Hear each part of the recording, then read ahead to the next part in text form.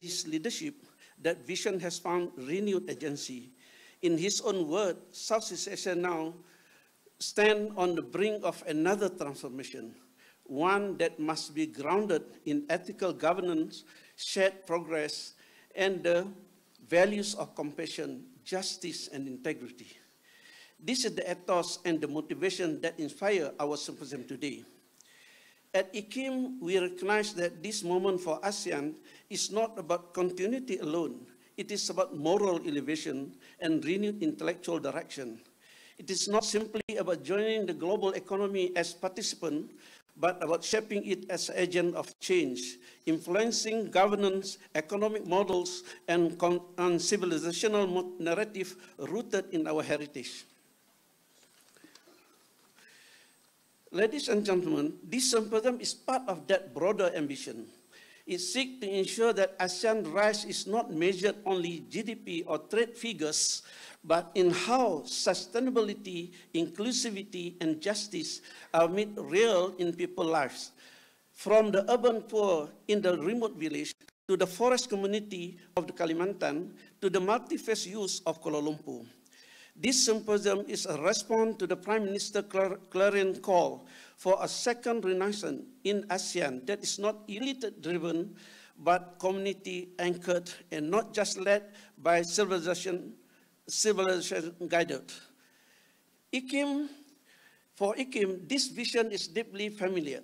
Our mission has always been to explore how religion and traditional wisdom, Islam, alongside with other faiths, can serve as a sources of guidance in policy making, education, economic, and diplomacy. We believe that the soul of progress must be grounded in proper governance, in the dignity of the human being, and in the harmonious relationship between nature and human being. These are not abstract ideas. They are the civilizational DNA of ASEAN. This symposium seeks not to be another exercise academic. It is a response to a growing needs across ASEAN to rediscover the relevance of our tradition and religious wisdom amid global challenges. We are gathered here to remind our culture, but to live as a moral past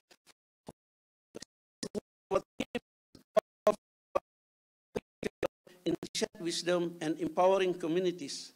Because real transformation begins not in corridor of powers, but in prayer of hall, classroom, village councils, and interfaith circles.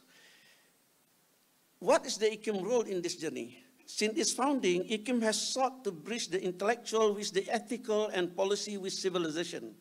We strive to make Islam ethical and moral legacy, and that of other wisdom tradition, relevant to contemporary development. In that spirit, we see today as a continuation of a broader ASEAN project to advance our soul, to establish justice in various domains of life, and to celebrate our diversity as a source of blessing. We are honored to organize this symposium with WADA and to become civil society leaders, youth, scholars, and policymakers, all of whom carry with them the voices of our region's conscience. Yang Amat Berhormat Perdana Menteri and the guests, IKIM stands ready to support this collective journey of Renaissance, not just a policy partner, but as a civilizational partner. This symposium is made possible through a meaningful partnership with the Movement for an Informed Society, WADA, whose long-standing commitment to empowering committees align deeply with today's themes. Yang Amat Berhormat Perdana Menteri and respected participants, with that, I thank all of you once again for your presence, and now I humbly invited our beloved Prime Minister to deliver his keynote address and officially close this symposium. Wallahu a'lam, wassalamu alaikum warahmatullahi ta'ala wabarakatuh.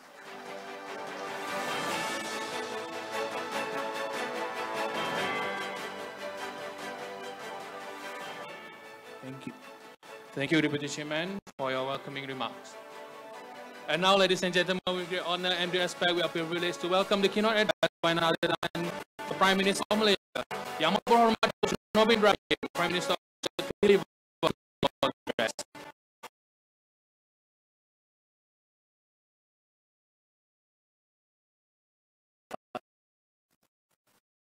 Alhamdulillah alladzi anzala ala 'abdihi al-kitab wa lam yaj'al lahu 'iwaja ala rasulil karim wa ala alihi wa sahbihi ajma'in. Saudara Dr. Muhammad Naim dan Perdana Menteri Dr. Zulkifli, Saudara Azam, Wadah dan keluarga Wadah, Dr. Yusuf dan keluarga Ikim, duta-duta dan wakil kedutaan yang hadir, rakan-rakan saya muliakan. Saya ucapkan tahniah dan penghargaan atas inisiatif atau ikhtiar Ikim dan Wadah untuk menyemarakkan kefahaman dan wacana yang agak segar membicarakan soal maqasid dan juga madani. Kebetulan pagi tadi saya luncurkan satu projek besar, tidak raksasa tapi sangat bermakna untuk menterjemahkan falsafah dan konsep negara madani dalam suatu kota di pinggir Putrajaya. Ini dinamakan kota madani. Kerana menterjemahkan konsep itu satu cabaran yang besar.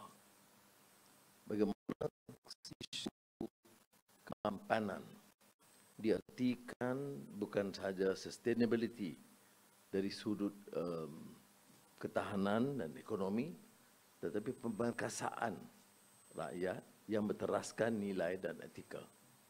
Bagaimana isu ihsan dan rahmah itu serta daya cipta dan inovasi dapat dimaknai bagi rakyat yang hidup.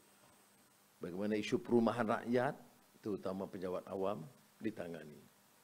Bagaimana dapat kita kurangkan kos anak-anak dengan sekolah dan tadika dan hospital dan kemudahan asas itu dalam kompleks yang sama sebuah kota.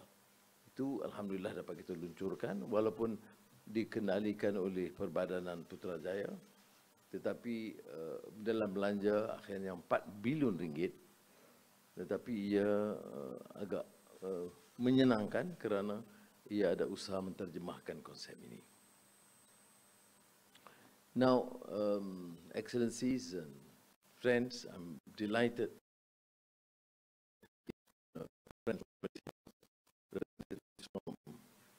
overseas, and some of them are old friends, still young. And I was very much encouraged that we use this as an important forum for reasoned discourse.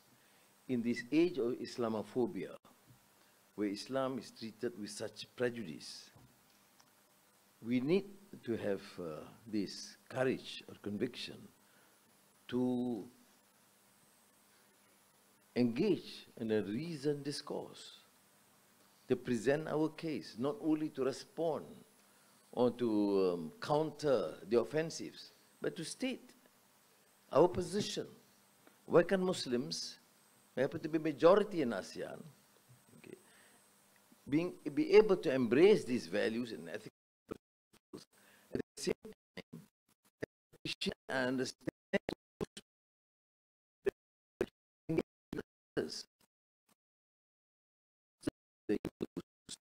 in our region without being unnecessarily apologetic or defensive.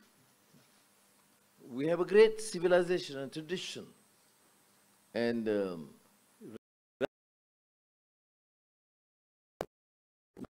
problems in Myanmar, which we are trying to engage. Unfortunately, there's certain incident now between the borders of Cambodia and Thailand, which is fortunately being contained, although it's still tense. But otherwise, ASEAN is relatively the most peaceful region in the world and the most dynamic and vibrant economically. Now, we have therefore to promote these values. What is so significant or unique within our understanding of Islam and Islamic civilization in this region? Peace, yes. Development, yes. Everybody talks about development. That's why in the Asian Renaissance, thank you, Yusuf, for making reference to that, we talk about economic empowerment. Economy remains the fundamentals. We can't organize a reasonable conference without some financial support. So we should not relegate the importance of the economy. Do whatever is necessary to promote growth and development, to attract domestic investments and foreign direct investments. But that is not the entirety. Economic empowerment is for a cause. That is why we talk about cultural empowerment. When we talk about Kuala Lumpur, one of my first tasks is to make sure that it is not recognized, but the huge mega buildings, the towers, and the impressive buildings. And I always remind them of what Mark Twain used to refer to when he first went to Washington, D.C. Impressive buildings, modern technology, gigantic, impressive, but he made reference to what is now popularly termed as culturally barren. Gersang budayanya. But to us, of course, it's not just culture, it's values, it's ethics, it's akhlaq, it's the shakhsiyah, the character, which it should be, should differentiate our understanding of what is development, what is sustainability, and why we should be proud of Kuala Lumpur, not because of these major impressive towers, but also the small stalls and food stalls and what we call here warung, restaurant kecil, that makes a difference. How many percent goes to these impressive hotels? 15, 20%? How many, in terms of population, make use of these stalls and small restaurants? 80%. But why is these 80% being neglected? Dirty, unimpressive building, no basic facilities and amenities.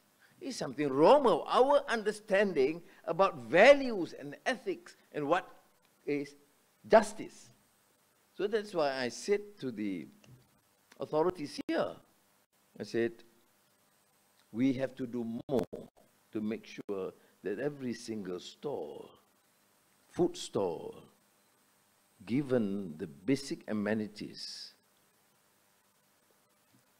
that is, to my mind, the criteria of empowering our people. And of course, in terms of other facilities as well. We talk about education, one of the first things. That is why Madani as a concept should instill that spirit and awareness about values of ethics and compassion, rahmah and ihsan, and a balanced community, ummatan wasata, about the need for islah, but for whom? It's for the common people. So I think, don't worry, I'm not going to read the text. So you see, how do you translate these impressive concepts and philosophical constructs in a society that is fragmented and polarized, in a systemic, a society that have faced the issue of systemic,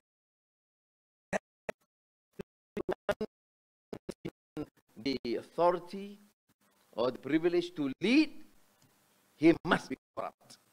He must amass wealth. Otherwise, he's not to be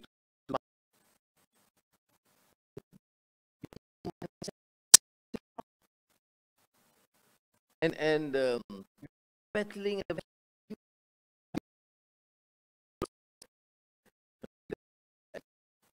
who of course calls for immediate reform and change.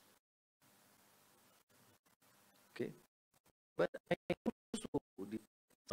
also inconsistencies when it comes to anti-corruption drive. It's just against one man. Those who have squandered billions are being ignored. And nobody mentioned them. I find it odd, utterly hypocritical to be talking about corruption and confining to one person, a former Prime Minister, for example, and ignoring the fact that billions have been squandered. And when the Anti-Corruption Commission went after them, not one word, not one sound, one support. What is wrong with our system? We should be able to then express. I'm not saying that you should be drawn to partisan politics, but you should be drawn to ethics.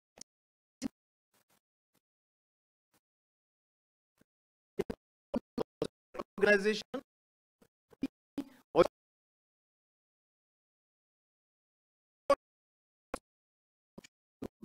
erase or ignore the practices of the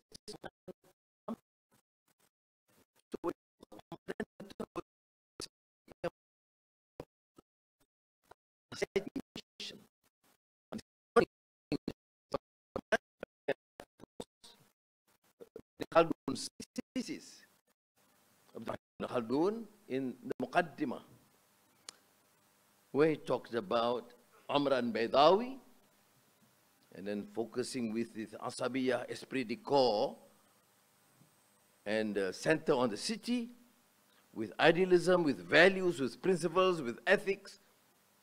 We want to achieve unity. With this unity, we want to propel growth. For the growth, we use it for the benefit of our society and mankind. We are grounded with idealism, therefore strong values and ethics. But 1, 2, third generation pass, then you find this degeneration of ethical values and principles. We have lost that idealism. Those in power would want to amass wealth. Those elites, for reasons like support on side or obsessed with their particular values or regarding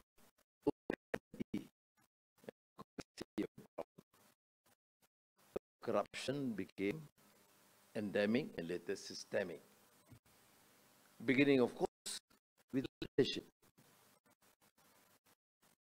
And from this Omran Hadari, a city that propelled and became a great civilization, then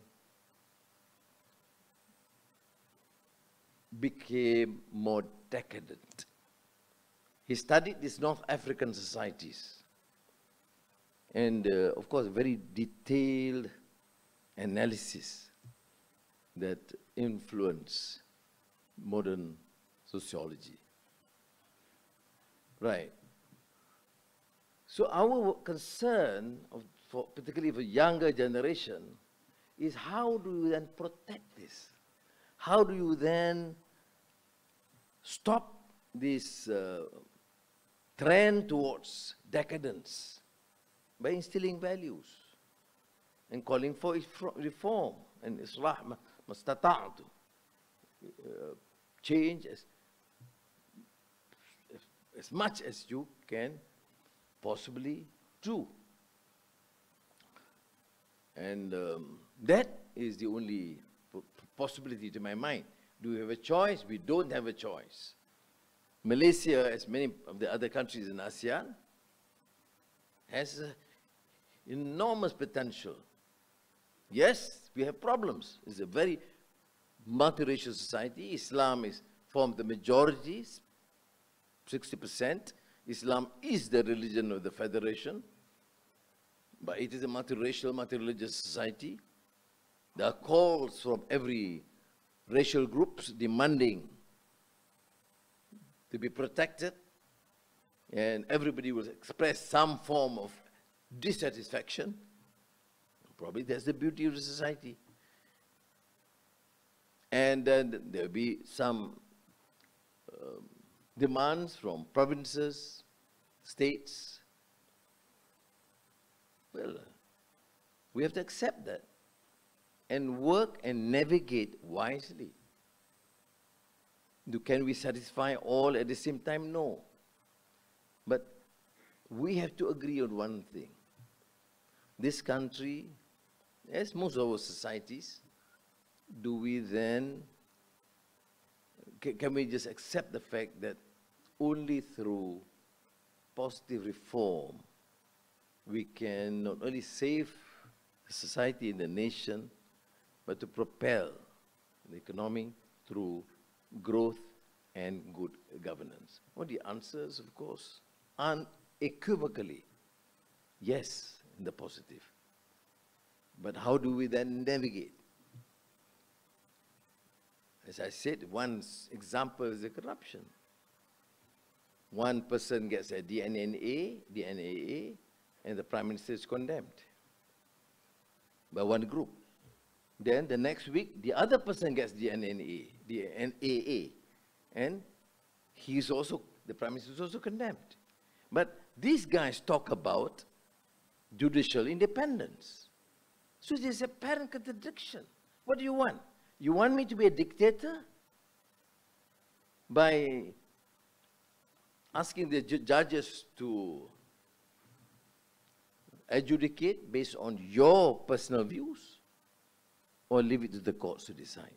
Some I agree, some I disagree.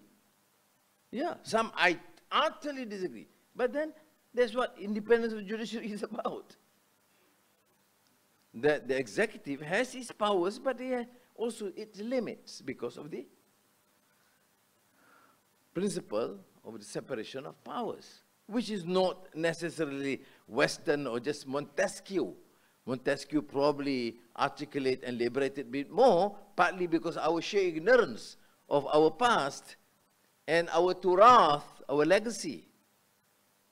You find lots of stories about the experience of Sayyidina Ali bin Abi Talib radhiyallahu an, about the shield and how he had to face an independent court proceedings.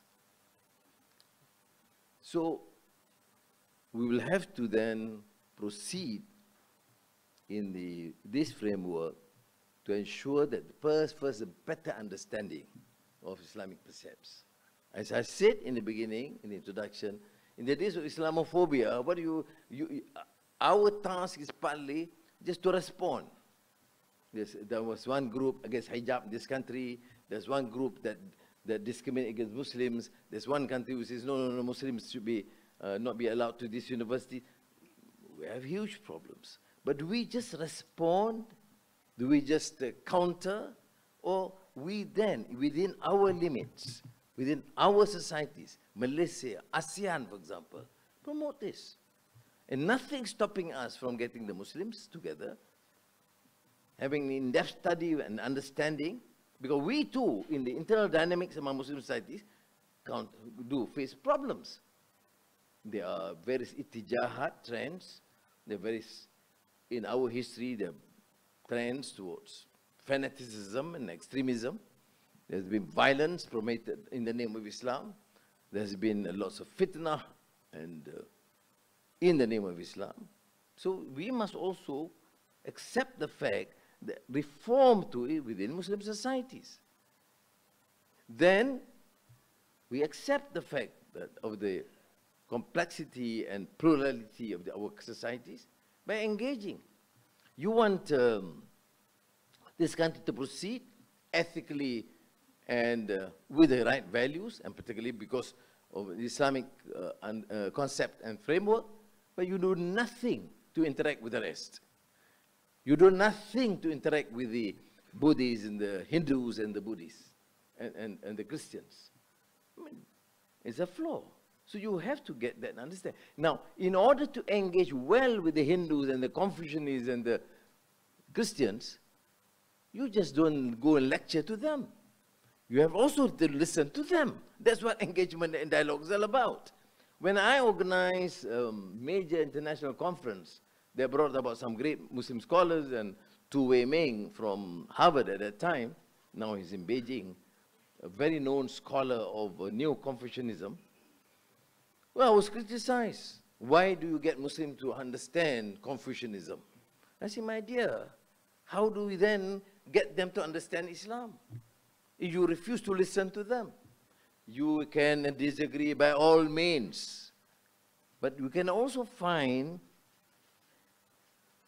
areas or concepts or values that we share. Let us rejoice, embrace the values that we share. Because we cannot have an effective, meaningful society without understanding and dialogue. How many non-Muslims here, Chinese, Hindus, have some basic understanding of Islam? Not many. Yeah. So, for example, in my public lectures now, we talk about Ramadan, I tell them. And I remember I was some sheikh from some parties attacked me, because how can Anwar equate fasting with other religions who also fast? You see, they take, for example, a portion and interpret. I'm referring to Kutiba ala allazina min qablikum la'allakum tattaqun in that ayat. I just say that everybody fast, and that's why Kutiba Quran made reference to those before you. Oh, they say, but those before you, only the Christians and the Jews. Well, I would just say those before you from other religious denominations also fast. And then I qualified. But to Muslims, the intention is لَعَلَّكُمْ تَتَّقُونَ. It is better to say that. No, let us appreciate Sawm, fasting, Muslims do. And earlier on, the Quran recognized that there was this practice before you. So just say that. But for us Muslims, the intention is لَعَلَّكُمْ تَتَّقُونَ. Is piety, it is in the service of Allah subhanahu wa ta'ala, for discipline, for spiritual upliftment. Yes. Well, the others, well, they ask the others. But you know, I was condemned. See, Anwar? He is liberal, plural, because he quit fasting with other religions. My word. You know, they should then understand. How do you get the Chinese, the Indians to appreciate fasting? If you say, you see, we fast, but you fast wrongly. You know, you are all stupid fellas. And I mean, that's not dialogue. You see? That's anger. That is preaching hatred and fanaticism. Do we lose? No. I think my task is, of course, to get them to understand and appreciate. And so we take the opportunity to explain.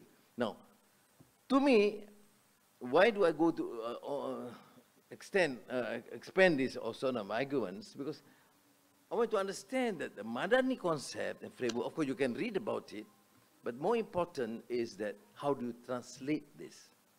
How do you translate this into practical purposes and action? And may Allah help us. And I thank all the foreign participants for joining us. And since we have excellent relations in ASEAN, all these prime ministers and king and presidents are, you know, on call all the time, they make use of this to forge understanding, to strengthen our bond. We should not learn from the others, from the hatred and other regions. We should show cause. The ASEAN can be unique because we have not lost our sanity. Whilst we take pride, our belief. We want our country to succeed economically, but we want to be culturally vibrant and ethically grounded in proper values and faith. Jadi saya ucap terima kasih sekali lagi dengan kuliah saya ni. Tak apa dia tulis saya tadi. Ya, semalam saya tengok teks tapi tak jadi baca. Ya okey lah ya. Tapi kalau nak ada teks boleh. Tapi saya harap rakan-rakan dapat jayakan program ini. Tapi melalui program tadi Mak Azam sebut mungkin tahun depan kita buat di Manila ke, di Patani ke, di Jakarta. Esok saya ke Jakarta, saya akan bincang dengan Pak Prabowo Subianto, Presiden, sebari sokongan usaha ini supaya kalau boleh Jakarta pula anjur dan kita buka perbincangan yang lebih luas. Ingat, memahami bukan saja minta mereka faham, kita juga harus tunjuk kesediaan kita untuk mendengar dan menilai supaya kita dapat bangkit kesedaran baru ini seperti mana yang diidamkan oleh Ibn Khaldun, Umran Hadari. Wassalamualaikum warahmatullahi wabarakatuh. Datuk Seri, may I humbly request to remain on stage for our next agenda. Thank you, Yang Amat Berhormat Datuk Seri, for your speech. We would like to call upon our distinguished guests to join our Yang Amat Berhormat to the stage for this session, please.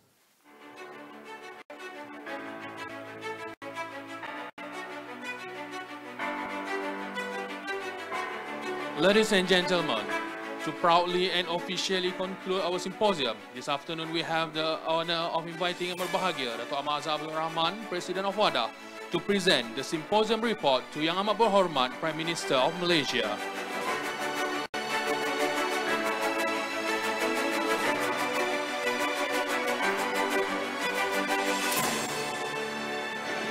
Ladies and gentlemen, to mark the official conclusion of today's symposium, we invite you to turn your attention to the screen for a special symposium conclusion video highlighting the key moments, reflection, and aspiration shared throughout this meaningful event. Please enjoy.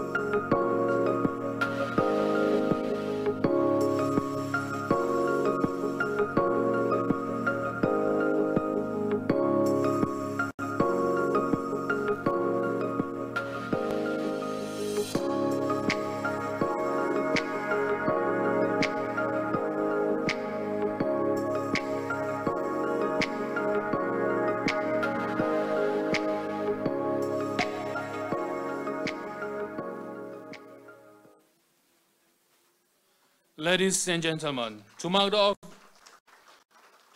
thank you for Yang Amat Berhormat Prime Minister for once again for inspiring and visionary address and for gracing